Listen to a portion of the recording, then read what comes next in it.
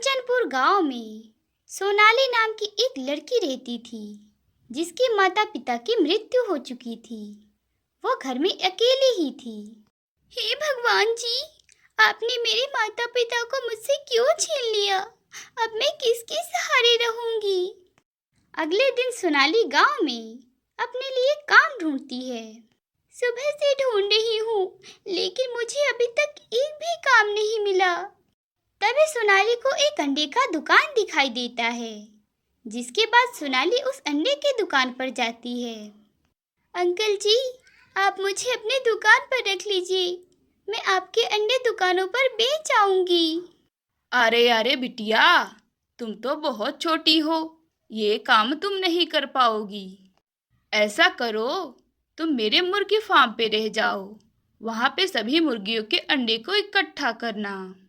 इतना सुनकर सोनाली खुश हो जाती है और अगले दिन से मुर्गी फार्म पे आकर अंडा इकट्ठा करने का काम करने लगती है। इसी काम को करके सोनाली का गुजारा अच्छे से होने लगा।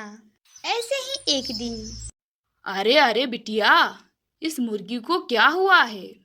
मुझे लग रहा है कि ये बीमार हो गई है। इसे ले जाकर सलीम के दुकान पर दे आना, नहीं तो अगर ये यहाँ रहेगी तो बाकी मुर्गियों को भी अपनी तरह बीमार कर देगी। लेकिन वो तो इसे काट कर बेच देगा। हाँ तो इससे क्या, ये सही ही तो है। वैसे भी अब इस मुर्गी का यहाँ क्या काम? अंकल, आप ये मुर्गी मुझे दे दो। लेकिन बिटिया, तुम इस बीमार मुर्गी का क्या करोगी? अंकल, आप ये मुर्गी बस मुझे दे दो, प्लीज अंकल। सोनाली की बार बार जिद करने पर दुकान वाला उसे वह मुर्गी दे देता है। सोनाली उस मुर्गी को लेकर खुशी खुशी अपने घर आती है। उफ, न जाने इस मुर्गी को क्या हो गया है। मैं इसे कैसे ठीक करूं? मुझे तो कुछ पता ही नहीं है। हाँ, मम्मी कहती थी कि चोट पर हल्दी लगाने से चोट ठीक हो जाता है। मैं इस मुर्गी को हल्दी लगा दे रही हूँ। ऐसा बोलकर सोनाली उस मुर्गी के पैर पर हल्दी लगाती है, लेकिन उस मुर्गी की चोट ठीक नहीं होती, बल्कि दिन प्रतिदिन उसकी हालत और खराब होने लगती है। उफ, इसकी हालत तो ठीक ही नहीं हो रही है। अब मैं क्या करूं? मेरे पास तो इतने पैसे भी नहीं हैं कि इसके लिए दवा खरीद कर ला सकूं। ऐसा करती हूँ, मैं सेठ के पास से कुछ पैसे उधार ले आती हूँ। जब मेरे पास पैसे हो जाएंगे तो उसे लौटा दूंगी। सोनाली सेठ के पास जाकर उससे पैसे मांगने लगती है। सोनाली बच्ची थी, इसीलिए सेठ उसका फायदा उठाने की सोचता है। यही सही मौका है। क्यों ना मैं इस लड़की का घर अपने नाम कर लूं। ऐ लड़की, मैं तुझे पैसे तो दे दूंगा, लेकिन तुझे अपने घर के कागज मुझे देने होंगे। सोनाली एक छोटी बच्ची थी, इसीलिए उसे सही गलत का फर्क नहीं पता था। उसे पैसों की जरूरत थी, इसीलिए वह सेठ को अपने घर की कागज दे देती है और उसके बदले उससे पैसे ले लेती है। सेठ से पैसे लेकर सोनाली अपनी मुर्गी का इलाज करवाती है। ऐसे ही कुछ दिन बीत जाते हैं और एक दिन सेठ सोनाली के घर पर आता है। ऐ लड़की, तूने बहुत मजे कर लिए मेरे घर में। अब चल जल्दी से यहाँ से निकल जा। लेकिन अंकल, मैं कहाँ जाऊंगी? मेरा इस घर के अलावा और दूसरा कोई घर नहीं है। अरे तेरा घर हो ना हो, इससे मुझे क्या? ये घर मेरा है, इसलिए मैं कुछ भी नहीं सुनना चाहता। सोनाली सेठ के आगे रो रही थी, गिड़गिड़ा रही थी, मगर सेठ उसकी एक नहीं सुनता। वह उसे उसके घर से निकाल देता है। हे भगवान, मेरा उस घर के अलावा और दूसरा कोई भी घर नहीं है। मैं कहाँ जाऊं?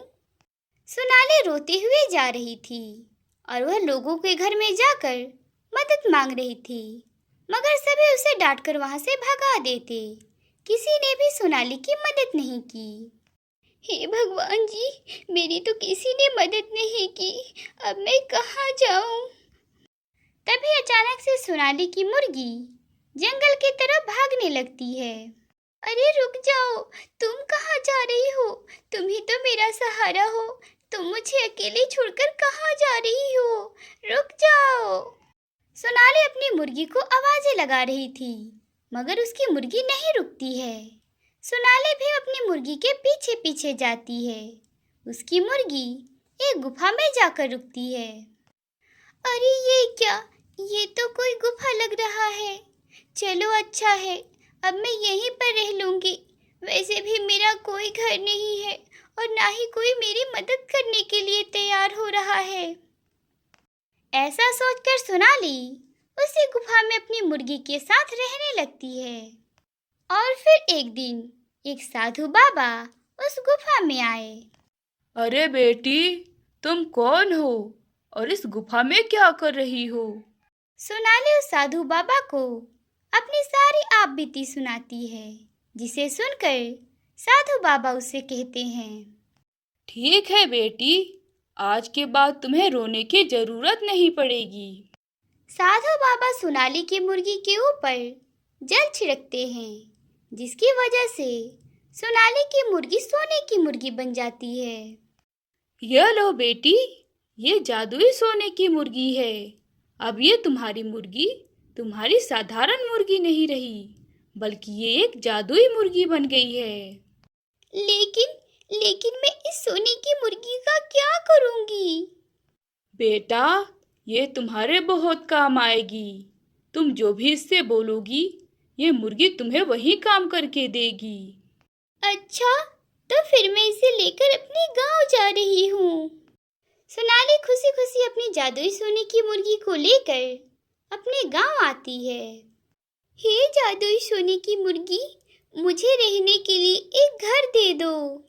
सोनाली के इतना कहते ही वो मुर्गी एक जादुई सोने के घर में बदल जाती है। अरे वाह, ये कितना अच्छा है! ये तो एक जादुई सोने का मुर्गी घर है। फिर सोनाली उस मुर्गी घर के अंदर जाती है। अरे ये क्या? इसमें तो कुछ भी नहीं है। ये घर तो बिल्कुल खाली है। फिर सोनाली उस घर से बाहर जाकर अपनी मुर्गी से कहती है, हे जादुई सोने की मुर्गी, इस घर में तो कुछ भी नहीं है। मैं इस घर में कैसे रहूंगी? अरे तुम थोड़ा और अंदर तो जाकर देखो, तुम्हें इस घर के अंदर सब कुछ मिलेगा। इसके बाद सोनाली घर में जाती है। वहाँ पर सचमुच उसके जरूरत के सभी सामान थे। धीरे धीरे ये बात पूरे गांव में फैल जाती है। जैसे ही ये बात सेठ को पता चलती है, तो वह सोनाली के घर पे आता है। अरे अरे बेटी, इतना सुंदर मुर्गी घर तुम्हारे पास कहाँ से आया? अगर कोई इसे चुरा कर ले गया तो? वैसे भी मैंने सुना है पासी में डाकू रहते हैं। उन्हें अगर पता लगा तो वह तुम्हें मारकर तुम्हारा ये घर चुरा ले जाएंगे। अरे नहीं नहीं अंकल, ये कोई मामूली मुर्गी घर नहीं है, बल्कि ये एक जादुई मुर्गी घर है। ये मुसीबत में मेरी रक्षा भी कर सकता है। अरे लग रहा है ये लड़की बहुत चालू है। इसे कितना डरा रहा हूँ, लेकिन मजाल है कि ये डर जाए। इसके बाद सेठ वहाँ से चला जाता है। हे जादुई मुर्गी घर, मुझे बहुत जोरों की भूख लगी है। मुझे कुछ खाने को दे दो। सोनाली के इतना बोलते ही उसके सामने बहुत ही सुंदर सुंदर पकवान आ जाते हैं। अरे वाह, कितना अच्छा खाना है! मैंने अपनी जिंदगी में ऐसा खाना कभी नहीं खाया। खाना खाकर सोनाली सो जाती है, मगर अचानक से रात में उसका घर हिलने लगता है। अरे ये क्या? मुझे लग रहा है पूरा घर हिल रहा है। ऐसा कैसे हो रहा है? फिर सोनाली जब घर से बाहर आकर देखती है, तो दो लोग उसके मुर्गी घर को बांधकर रस्सी से खींचते हुए कहीं लेकर जा रहे थे। रुक जाओ, तुम लोग कौन हो और तुम मेरे घर को क्यों लेकर जा रहे हो? हे जादुई मुर्गी, इन्हें अच्छा सबक सिखाओ। सोनाली के इतना बोलते ही मुर्गी अपने चोंच मार मार कर उन दोनों को घायल कर देती है। इसके बाद वो लोग वहां से भाग जाते हैं। ऐसे ही गांव का एक व्यक्ति रोते हुए सोनाली के पास आता है। अरे काका, क्या हुआ? आप रो क्यों रहे हो?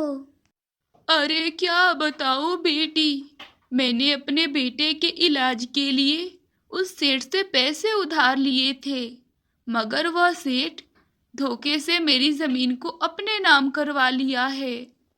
अब वह हमें घर से निकाल रहा है बेटी, हम कहाँ जाएं? कोई बात नहीं काका, आप घबराओ मत, मैं कुछ करती हूँ। हे जादुई मुर्गी घर, क्या तुम मुझे थोड़े से पैसे दे सकती हो? मैं काका की मदद करना चाहती हूँ। सोनाली की मुर्गी घर उसकी मदद करती है। वह उसके कहने पर उसे पैसे दे देती है।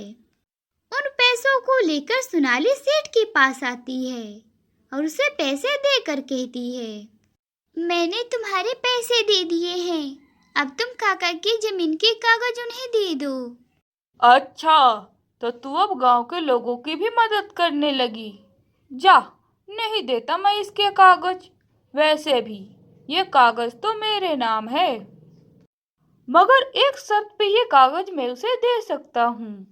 अगर तू अपनी वो जादुई सोने की मुर्गी घर मुझे दे दे तो।